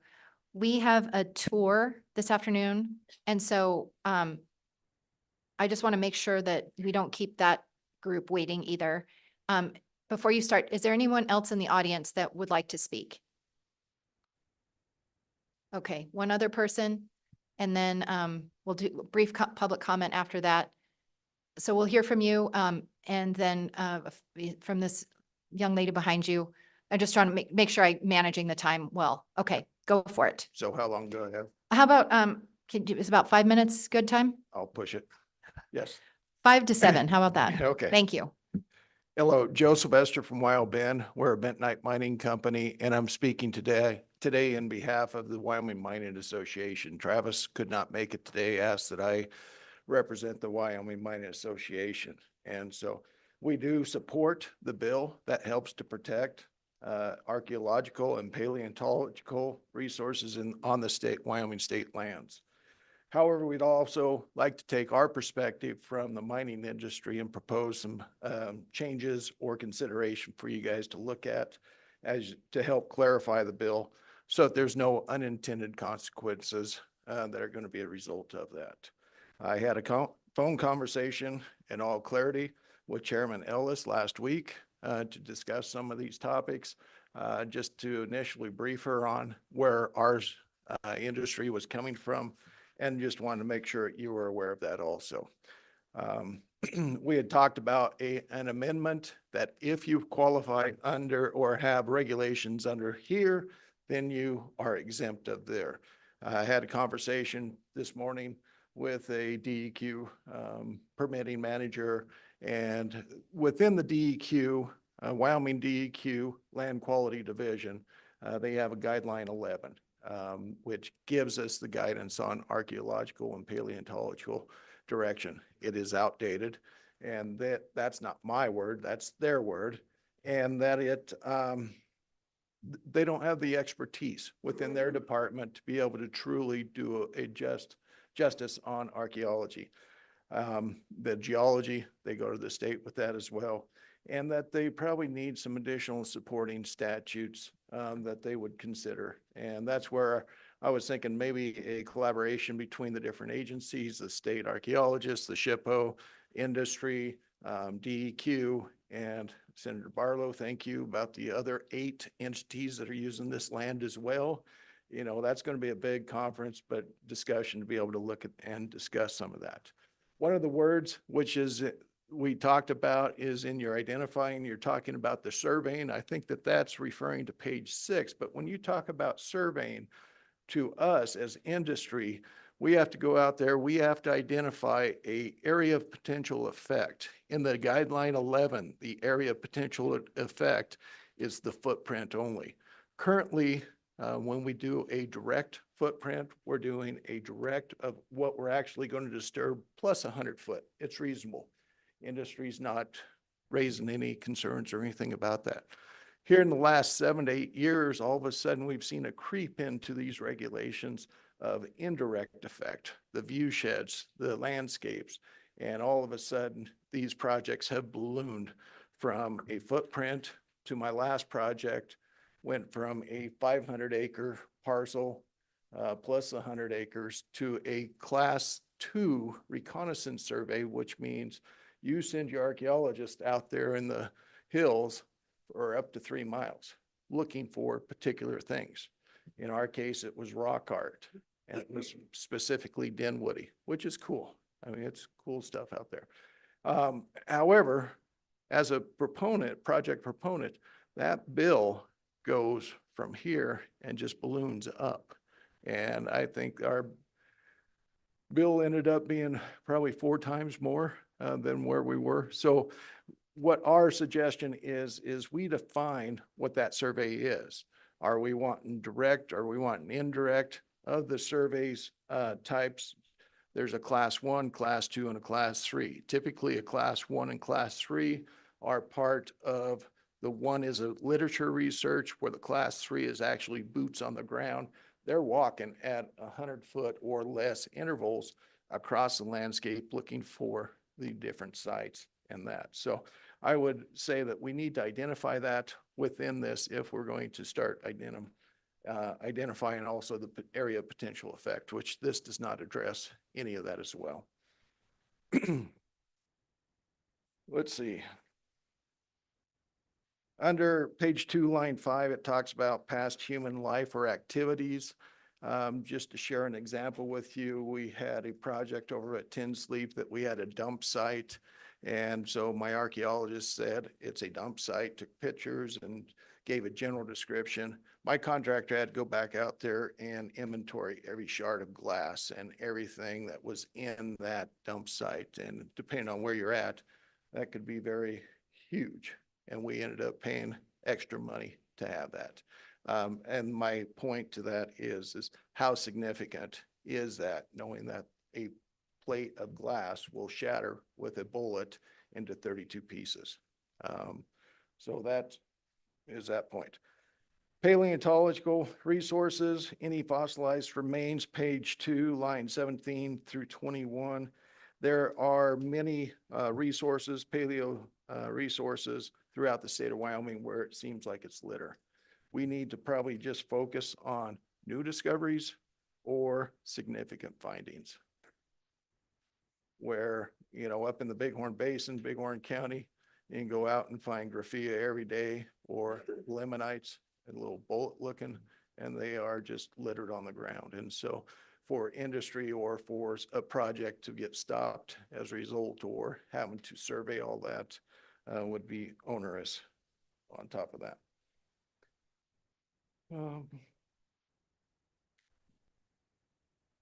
Page 4, lines 2 through 4, the State Board of Land Commissioners or the entity with jurisdiction over the state lands in which the archaeological resource is located shall consult with the state archaeologist. At this point in time, I didn't know the state archaeologist. We've had numerous, we worked through SHPO, we worked through federal. We have 40 plus state leases, our company does, and we have never dealt directly with the state archaeologist. So we saw this as a layer, or I saw this as another layer of bureaucracy that we're going to have to jump through. So we just need to figure out who is in point, and are we going to have additional people looking at these reports and additional contacts that are out there. Point number 6, existing mine permits are out there. Is this going to have an effect on anything that's existing? And are they going to have to go back out there and do something that's not already been done? Point 7 on page 5, line 23, you talk about the cumulative value of the damaged resources as it's been testified already. These are irreplaceable. You aren't trying to put a damage on that. It's going to be a challenge, and be able to say, oh, that's 5,000, that's 6,000. That's a huge challenge. And so, and like the example was, I can remember taking my son out deer hunting where the dinosaur tracks up there by Shell, Wyoming. And there's a rock wall with a bunch of signatures, people scribbling, and my son jumps out of the truck and starts running over, picks up a rock. And I said, what are you doing? And he goes, I'm putting my name on the sign like everyone else has. And I said, you can't do that. And so I had to explain to him that that's defacing. And so for something naive, young individual to do something like that, I don't think a felony should be on their record.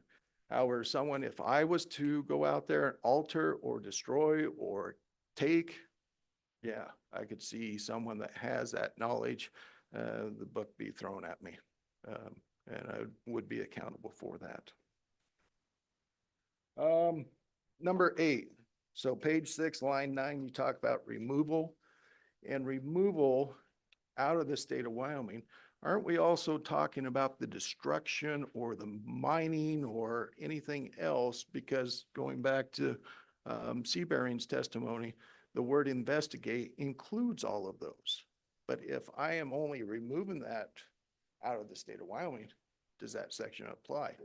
But what if I destroy it? My scrapers come through or they put it into the stockpile. I think that that one needs to be revisited to see if there's additional items to be added to that as well. How am I doing for time? Okay. Page 6, line 1, restoring the resources. Again, the $5,000 is the challenge with that one. Other points of consideration that I don't think that are in the bill today is compensatory mitigation. In the state of Wyoming statutes, there is nothing about compensatory mitigation. However, I can tell you with my federal leases, my federal permits, we have had to open up the checkbook just to mitigate. Initially, you avoid, and then you minimize, and then you mitigate. The first thing at my last project, we have 5 sites that we are avoiding. We're going around, we're going to leave the mineral in the ground We'll go around that to be able to protect those sites. So avoided. Then we mitigated. So we put a buffer. My first consultation said, let's put a buffer on that. I said, great, let's do that. Let's protect it 100 feet more. We get down to section 106 and we put a buffer on the buffer of the site. So that was a little, in my opinion, was a little bit excessive. And so, but there is mitigation out there. But eventually they're saying, oh, you have to have a mitigation or compensatory component to it for the public. And we've done various things, ethnographic studies, we're doing photogrammetry to measure the dust, the thickness of the dust. If you know how much 1 inch, there's 26,400 microns in 1 inch. And they're expecting to measure with photogrammetry 7 to 9 microns deposition of dust on our rock art panels. It's not practical. We're still paying for it, and we're doing it on an every 3-year basis now. So to do the images that you showed there in National Geographic, it's cool stuff. There's no doubt about it, and I fully agree with that. The 11th item is archaeological surveys are confidential. Us, industry, we don't get to see the report. We get to see a redacted report, which is fine to educate that, but all of a sudden you're telling me you've got to avoid it. Well, where am I going to avoid? So my suggestion is that there's a confidential access agreement with 1 or 2 people within the company that has the ability to know that resource, protect that, and you put another onerous on that individual, that person, to be able to protect that site for the future generations. My final comment. Am I within 7 minutes? No, okay. Consultation, and it was talked. The tribes, my last project, I had 14 tribes that were commenting on that, came up, looked at the sites and everything that way. And so I think that we need to give them the opportunity to look at this as well. So thank you. Thank you. Questions for Mr. Sylvester? They were good comments. Really substantive comments. And so again, this is the difficult part, is all of the consultation involvement from the tribes comes from other federal acts. Yes. We have to find language in here that doesn't replace that, because that's more thorough. We're just, trying to Update it. Updates. 90 years old. update Yep. something that needs to be updated. So, Are your comments written, sir? Are your comments written? Well, they are, I shared them with Chairman Ellis. Yes. However, they are in my my logic. how So- about if you wanted to offer a more, a version of them that you feel more comfortable sharing, that aren't just, your verbatim comments, but everything you said makes sense, and I think are aligned with, I think we're all aligned. We just need more work to get there on this bill. Yeah. Senator Case. If it's possible that you would Yes. write them up a little bit more. They Yes. were good. Thank you. Appreciate it. Chairman Ellis, it was just more of a spewing as you go through. So, thank you. Madam Co-Chair? Thank you, Madam Co-Chair. Very briefly, really good comments and really good discussion, I think, with all of it. And then just to reiterate, what Chairman Ellis just said, though, is that just really understanding that, we're only the state and only state law and only state funding, and we're out of our lane, even if we were to start prescribing something for the feds. So we have to, but of course, there's interplay, right? So, which we just have to work with, but, there is a point where it's just not the state realm. Mr. Sylvester? Chairman Ellis, Co-Chair Oakley. And when I spoke to my DEQ representative today, he says, well, how many only state projects have you had? We're actively mining on 3 state leases at this point in time. However, we normally couple that with a mine plan that will go from state lease onto private, onto federal, and then sometimes you have federal that split a state as well. The minerals or the surface, and so that's a challenge as well. And the state as well has split a state out there where they only own the mineral, the feds own the surface. Then you're into a federal connected nexus that then you've got the section 106. But okay, thank you. Thank you so much.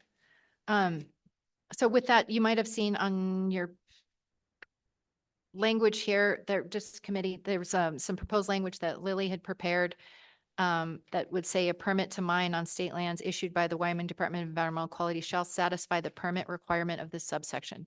So what we were trying to get after was if you're applying for a permit that DEQ needs to issue, and DEQ has all these guidelines that require section 106 consultation under National Historic Preservation Act, and you have all these other requirements, then you don't need to get yet another permit. Like that's not an extra layer. We're just trying to get after, again, the destruction or to the casual collector of some of these things. And maybe that's just the concept we need to depart with within this bill. So I don't know how to proceed on this committee. We've got one more person that wanted to comment, so we'll hear her speak. And then we just need to start thinking about a game plan of how we can we heard a lot of comments about this bill, how to get it in a better shape before the next meeting if we want to keep moving on in this direction. So be thinking of that, but please introduce yourself. And it's 10 after. Our committee is hopefully going to be adjourning here so we can not hold up more people. So please identify yourself for the record. Make sure that the green light is on, and then all your questions will come through me. Welcome. Thank you. Hello, my name is Diana Mitchell, and I have been involved with historic and cultural preservation for about 30, 40 years. And when I worked in with the tribe in I think it was 1988 or earlier, I think it was 85, when we were going to cultural sites, and I was working with Charles Rear, and the representatives were Starweed, and I believe it was Delphine, Claire, and there were others. But one of the main things that I felt was really important, and this is what I really liked about back then when Chuck Rear had his program going, he started the Wind River Elders Council. And he had funding that was given by the mining companies, the oil companies, and all the companies that want to make a bunch of money off our reservation. And he had them put in money for this Wind River Wind River Elders Council. And that money was used for like what the Shoshone Historic Preservation Office does. They send out their representatives and consultants. And that was a great help, a very great help. And the other thing is, there was no protection. I find that through Historic Preservation 106, Section 106, there should be some protection where when a mining company goes out to survey or an oil or gas company goes out to survey, then there should be tribal members working along with those people. Say, here's a good example. I've read in the past or heard in the past that there was a mining, or I think it was the gas company. They found, or no, it was oil company. They found a cultural site that had artifacts in it. And what troubled me was they didn't have to report this immediately. They had time to pillage. And I don't like that. I think if you could get in this bill where there's funding for tribal members that are knowledgeable about historic and cultural sites. And I'm saying person that's trained in archaeology and anthropology, because we need a person that knows what what different humans that are found. Because you can tell if what old that person is and if they're Indian, an archaeologist can. And there's where we need to have this direct contact. And that would provide jobs, employment for tribal members. Now, in Arizona, they have the most sophisticated historic preservation office that they had control over their sites that people visited, like at the Medicine Wheel, for example. They'd hire tribal members to work there as interpreters, or they would hire tribal members to work at the Legend Rock as interpreters. They would hire workers, tribal qualified, knowledgeable workers that work with the oil, gas, and mining companies while they're going along with their work. Not only do they consult with the Shoshone tribe, which is mostly important. Shoshone tribe has 2 treaties on this reservation. They should be contacted. Then they have their consultants and their representatives go out and meet with the oil and gas companies. Then it continues. It doesn't stop. Because right now it's stopping. They just stop. They go to the tribe, they get their consultants, they go out there in the field, they look at the sites, and then it stops. And then they go and they do their, once it's okayed or whatever from the field work, then they proceed with their work. Well, I want to see some tribal people employed. We need work. We need employment on this reservation. And what better would be to provide that protection, okay? And another thing, I don't want to see Dinwiddie and all these sites advertised nationally.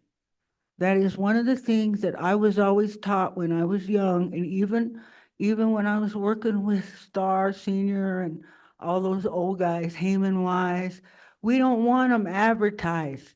That makes people come in. And then we do have to worry up and set up cameras so that we can see who's coming in and going over the rim. So that's why we don't want them advertised. Not nationally. It's already done statewide, but not nationally. We want the protection.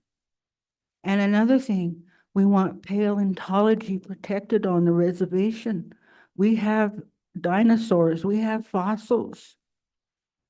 And we want that protection also. So that is what I'd like to share with you guys to make sure that you get some employment for our people. Not only does the Shoshone Historic Preservation Office gets be able to go out and do their job, but then they provide jobs for the tribal members that go out and work with the mining and the oil and the gas companies. That makes them have jobs. Thank you. Thank you so much. Thank you, Ms. Mitchell. Any questions? Seeing none, thank you so much. With that, public comment is closed. Committee, any thought on how we start wrangling and getting this bill whipped into better shape? Senator Case. Ms. Mitchell, I want to talk to you afterwards a little bit. I'd like to talk to you. Thank you. Madam Chairwoman, would it be productive to have maybe a couple of members of this committee take a look at that bill and come up with a proposal for the next meeting? I don't think we have the horses to really do it, but as a committee today, would that be productive? And maybe include anybody in the room. But would that be possible? I would volunteer if you wanted, but I'm happy not to. I think the good prosecutor has some ideas about the fines and stuff, so. Yeah, so I think the best way forward, I gotta say, it's so hard for us to like get all of it in and take it. based off our notes, I mean, we'll go back and watch this again and again, but what is really helpful and really constructive is if you can write down possible changes in the actual bill. It's so helpful. So then we can start seeing how it all might fit and how it might, affect other parts of statute. So, if maybe in a couple of weeks, if you have comments, I mean, we've heard from a number of presenters today, but maybe by the end of September 13th, if you could send me and Lily and, my email address is on the website. If you could write down the comments of like actual proposed amendments, that would be super duper helpful. But in the meantime, we can, we'll just keep working on this bill and take another draft cut at it. Perhaps after we get comments from folks by September 13th, Lily and I can, if anyone wants to schedule a call to continue working on this, we can do that. But we also have some work to do with just the state agencies. I mean, this is where you start seeing the interplay. It's complicated. And the hard part is like, are we growing the number of statutes that we have to address problems of how they do it now? So anyway, we'll keep working on this, but Lily and I and my co-chair will try and wrangle with the state agencies. But for the folks that presented today, if you can write down amendments, that is wildly helpful to us. And then hopefully we'll have another bill draft for our September 13th, our October meeting. Along those same lines, when you see a new bill draft out in the public sphere, if you have comments or amendments, it's so much easier if we see those ahead of time, you bring them to us, tell us what they are, then we can look at it and think about it all. It's hard to do this work on the fly and really have a good work product. So if we're not there by the October meeting, that's just a time constraint that we have. But really productive conversation. And I think changes to the statute are necessary. Perhaps we'll visit with state archaeologists and SHPO. Maybe we even dare define this a little more narrowly to petroglyphs and pictographs. And then we know that that just applies to this, defacement. And maybe there's a separate process where we talk about archaeological, trying to get a permit and things of that nature. So there's some things to think about, but I think we've had a lot of discussion on it, all important. So, oh, I think I was getting cut off. So with that committee, LSO, do you need any further directives from us? Or did you want to go through the summary? I think we're all pretty clear on where we are. I think we're good. We're good, sorry. Okay. We also wanted to open up for final few minutes of public comment. Mr. Ratliff, nothing? Okay. We'll be meeting here again in early October. Vice Chairman Spoonhunter.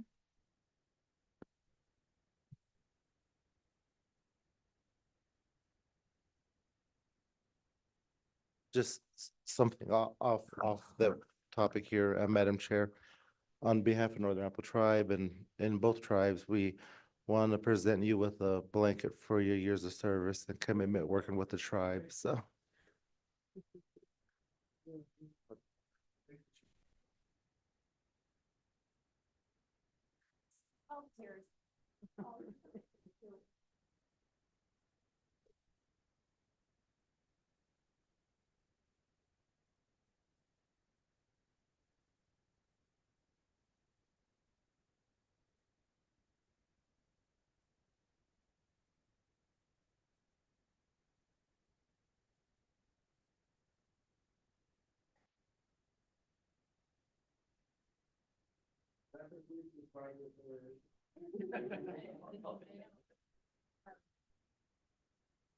You're not rid of me yet. I'll be back in October. So with that, our meeting is adjourned. Thank you, everybody, for being here today.